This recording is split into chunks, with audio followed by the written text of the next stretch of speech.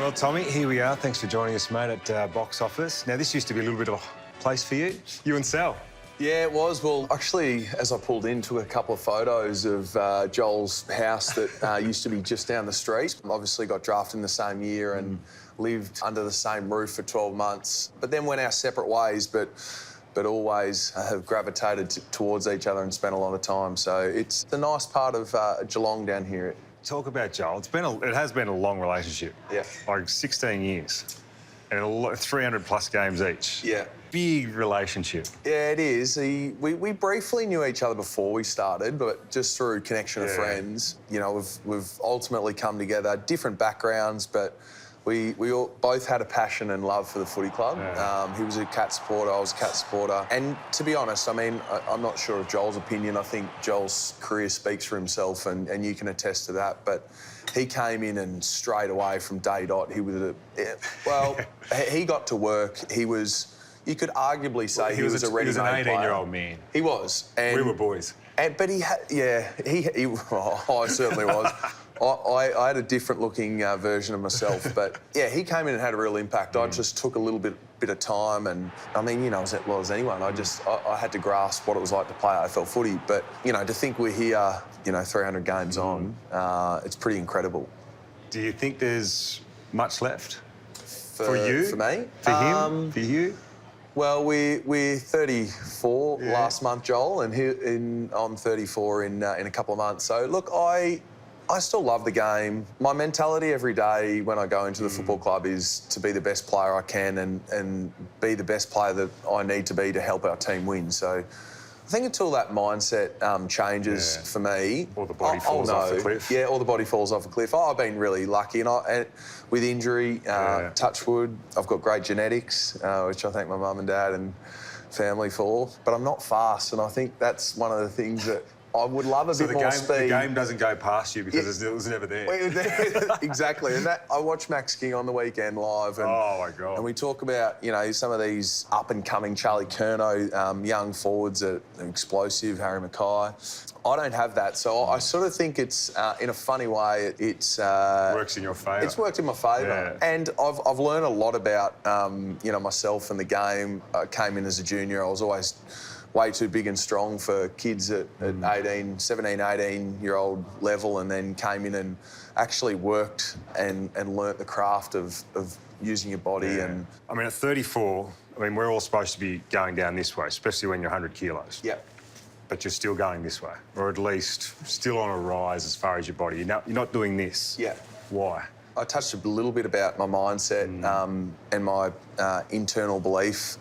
Has a big part to play in that. I think over my 15 seasons that I've had, this year being my 16th, I've learnt and picked up little things along the way. I'm not meticulous about my diet. Yeah. You know, I'm not a huge studier of the game. I watch football, but I don't analyse how teams play. Yeah. Sort of watch more of the individual. So I'm not engrossed in football, which I sort of think almost helps me and has enhanced my love for the game. You know, playing finals all but 1 year of my career, it certainly helps you being able to go in and stay competitive and have that mindset. But yeah, I also think that the balance away from football is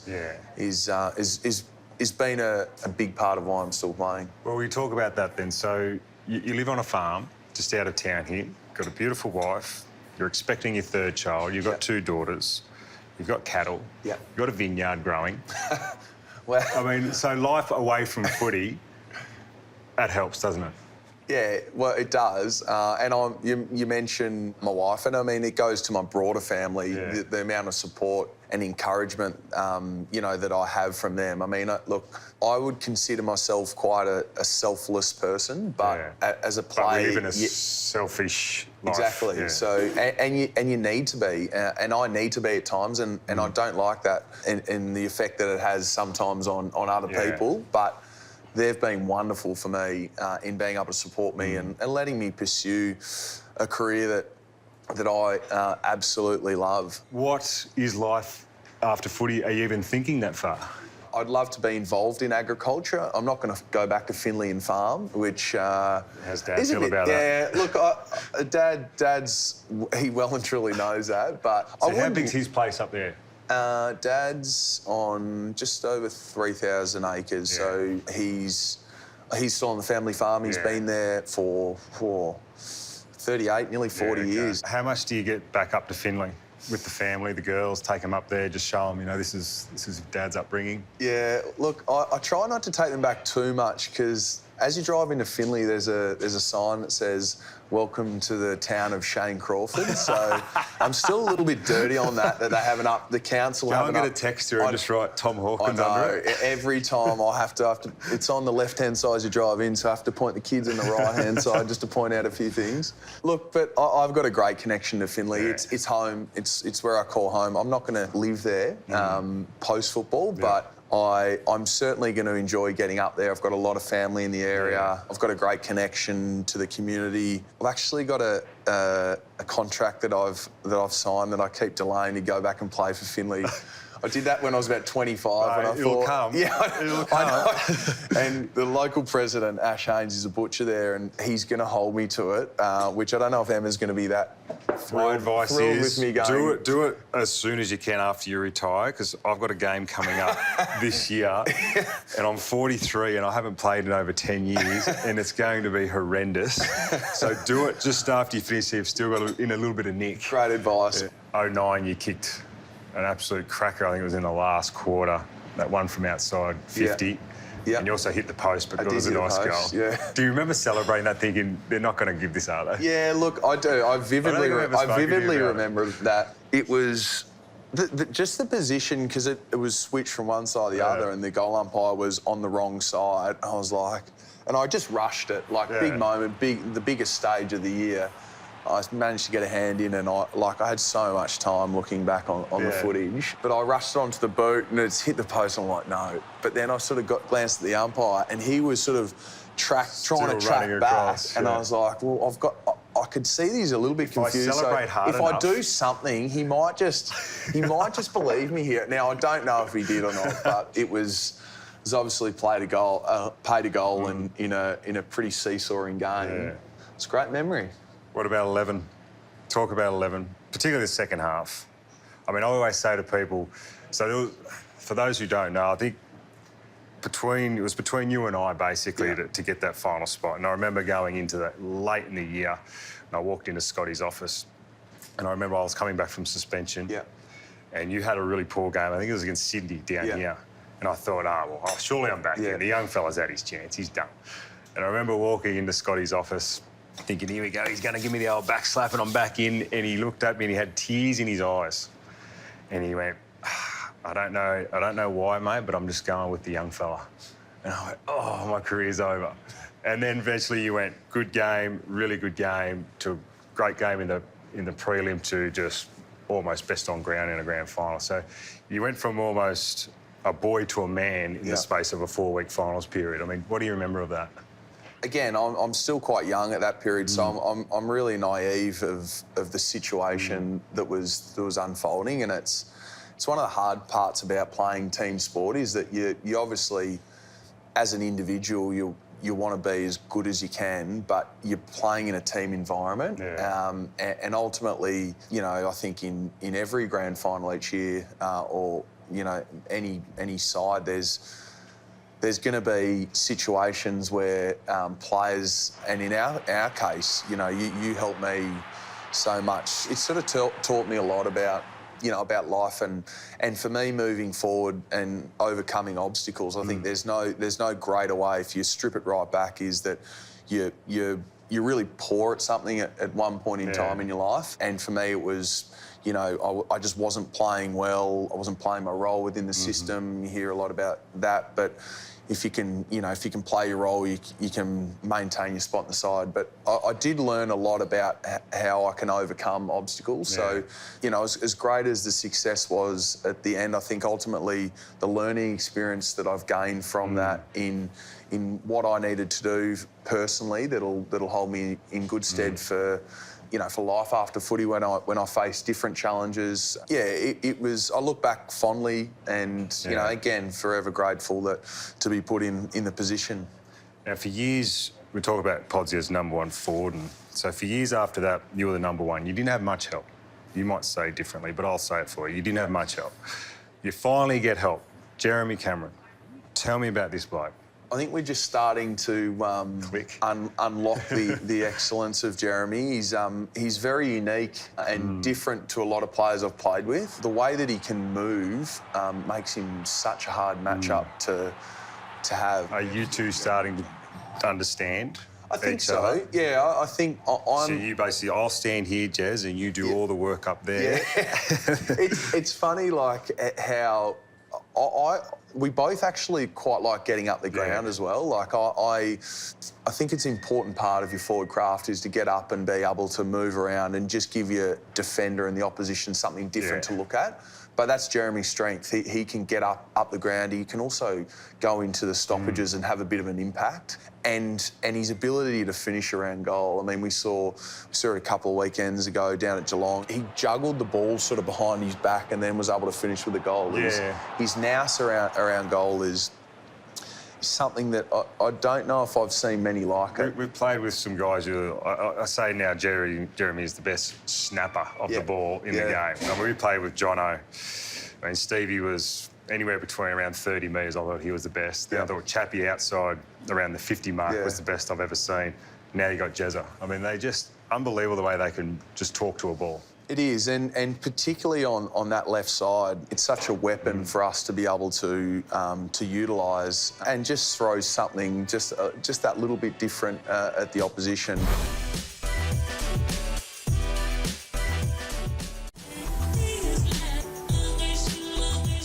Just remind everybody, 2011 at halftime, what my inspiring words to you were, because I don't remember, because I was about 6 or 7 pots deep. Because Darren Milburn and I, as soon as we realised that we weren't playing, we went straight upstairs and straight to the bar. And I've seen Big Podsy go down with his shoulder, and I thought, oh, no, I might have to play next week if there's a draw, but I'll go and order another beer anyway. So I've come down at half-time and I've said something inspiring to you because you've gone out there and destroyed in the second half. What was that?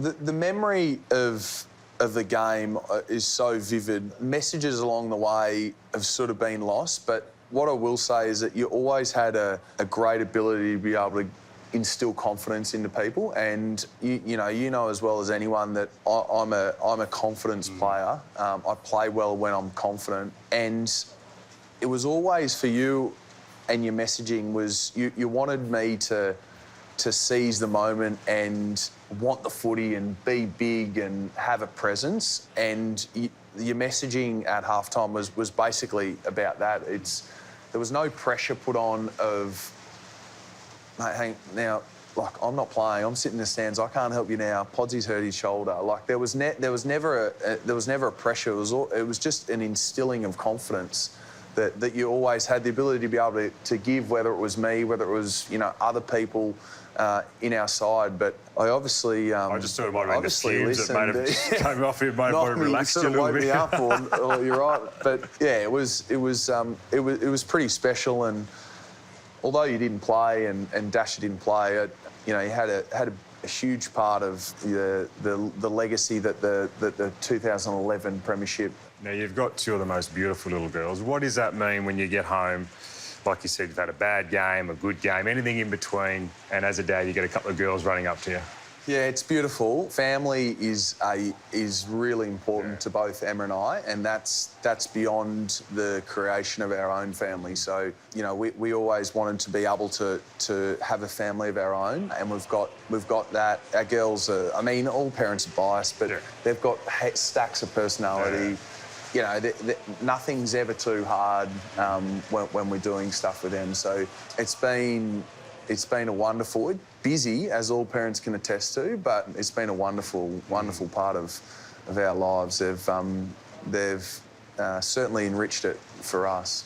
What about the social media side of life? And not even life, but footy. I couldn't think of anything worse than playing footy with social media right now. I'd go home and cry in the corner with some of the things that I bet I would have copped. Yeah. How tough has it been from a playing point of view? And do you talk to the young players anything about it? Stay away from it, stay off it after a bad game, or just let it roll off the tongue, let it roll off the shoulders? For me, I've it's big in our society. Yeah, it is. I've tended to sort of embrace it personally a little bit. It becomes a little bit trickier with the kids as your kids grow up. They become a little bit more recognisable. People, because they see on your social media. That part of social media is a challenge. Yeah. And then my kids are young, but when they move into their teenage years and they have access to phones and iPads and internet, and who knows, 2 years away from the phone. Who knows what else? But I think that's a real challenge. Yeah. But in terms of from a playing point of view, I've always seemed to cope with it okay. Yeah. Have you had a couple of beauties? Oh, absolutely. I went through this period where I screenshotted some of the comments that I was getting because I was like, this would make for a wonderful book. Yes. And it's not. I mean, there's obviously someone behind the keypad that's writing it, and it's not so much really about embarrassing them, but it's about bringing to light that this is what we the got. impact that it can have like on players, but then the impact that it can have in different people in many different environments. But yeah, look, it's certainly I've seen it affect people. I don't necessarily think it's affected me as such in the way that I deal with it. But I mean, the thing about playing football is that there is always feedback to be had, whether it's good, bad, or indifferent. Do you can always seek it out. Rooms and like show the boys? Look at this one. I tend to because, as I said, I don't. I have I have a way of managing it where it doesn't sort of affect me. If it did, I would absolutely. There'd be no way I'd be going into my messages. But yeah, look, I'll have a bit of a laugh every now and then. Every now and then, I'll get a letter into the footy club that I'll read. Probably 6 years ago. Grand final. Apparently, I lost some bloke a multi. Oh, and the multis. Just gave it to me. See, you're right. That a lot of multi feedback. Had you for a goal, had you for 1+ goals. You couldn't even give me one goal. No, I know. Even like on the week, a couple of weeks ago, I passed one off late where I was entitled to have a shot, but tried to keep it a first gamer and got some feedback about that too. So, anyway. With the unselfishness, again, we're talking about, the goals and, you look at those stuff at the end of your career, God, I could have probably kicked 800 goals if I didn't give away so many, but it's an important part of your game and it's an important part of, I think, Geelong's culture in the last decade or so. Yeah, it's funny you mention that culture piece because, I mean, you learn from what's in your environment and that was what I learned from my environment when I was younger. From the people I played with, we were a very unselfish team. We had some strong personalities, but it was right from the way that the defenders defended to right through the midfield, and obviously down forward where I've played all of my career. Even to the point where you and Stevie had the healthiest of competitions on goal assists. I just think it's a really important part, and it kind of ties in a little bit with the way that I kind of will tend to live my life day to day as well, like away from football. I'm not, as I said, I feel like I'm quite a selfless person because of, what I've grown up around. My parents are selfless. I feel like there's a lot of people in my family that are selfless. And then I'll get to the footy club and, there's you and Steve and Stokesy and Shan and Travaco. Like, we played with so many people that were selfless along the journey. And I believe if someone's in a better spot than you, they should get the ball. There's certainly times in games where I think if I'm confident, I'm certainly confident, and the time is there for me to have a shot, I'll have a shot. But yeah, little things like like handballing one to Jordan Clark for him to kick his first goal. Like, I remember my first goal. I'm sure you do too. Like, it's I'll forever kind of have that connection and being able to enjoy it with him. You've had 2 coaches in your career. Yeah. Obviously, early you had Bomber, who was, as you know, was great, but he was bloody hard on you and hard on everybody at times. Yeah. And then you've had Scotty for the majority of your career. Yeah. And now he's just signed on to go a little bit longer. I mean, how important has he been in your career? Yeah, look, Both coaches have played roles in different ways. Coming in as an 18-year-old, I hadn't met too many people like Bomber that challenged me the way that he did. And just his personality traits at the time, I didn't know, but upon reflection, he was the best person to have as a senior coach. Even though I was in and out of the side, he still spent a lot of time with me. Well, when I say a lot of time, important time. I didn't go in there every day, but the moments you had with him were impactful. I thought at times he was giving off the impression that he wasn't that interested in my career, but ultimately he played such a significant role in helping me develop early days, along with a lot of other people, but he is the key figure. And then Scotty, in his way that he's nurtured the group and helped me through some pretty challenging periods. My mum passed away in 2015. That was really challenging, but he was exceptional for me during that period. And now as a senior player, you know, he's a very supportive person. Yeah. He's always had the back of his players. So, and that's what I've felt from him. So he's been wonderful, and I've been lucky just to have the two coaches, you know, throughout my career. Yeah. Well, mate, I think we'll finish it there. So good to catch up with you. Good luck for the rest of the season, and hopefully there's another medallion around your neck, mate. That'd be good. Thanks, Moons. This has been a Fox Sports production.